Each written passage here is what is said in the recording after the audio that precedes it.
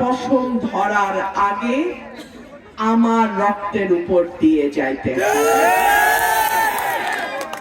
আমার বাবা নাই, ভাই বোন নাই, আমার আপনারা ছাড়া কেউ নাই।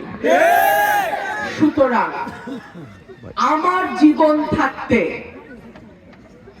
আমি সরকারি দল যাই আর বিরোধী দলে যাই আর স্বতন্ত্র থাকি, আমার কর্মীর একটা পশমে কেউ হাত দিতে পারবে না।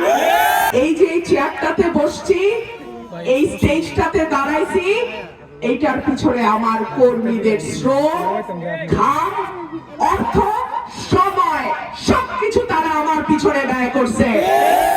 সুতরাং এই কর্মীর মর্যাদা যদি আমি দিতে না পারি, 5 বছর পর ঘাড় ধাক্কা দিয়ে নেতাকে বাইর করে দিবেন। এই কর্মীর সম্মান যদি আমি দিতে না পারি, এই ভোটারের কথা যদি আমি রাখতে না পারি, আমার ভোটারের প্রয়োজনে যদি ভোটার আমাকে আমার অফিসকে না পায়, আগামী 5 বছর পরে দাঁত ভাঙা জবাব আপনারা আমাকে দিয়ে দেবেন। আমার দরজা সবার জন্য খোলা, আমার দরজা আমার ভোটারের জন্য খোলা, আমার দরজা 4,95,000 ভোটারের দরজা।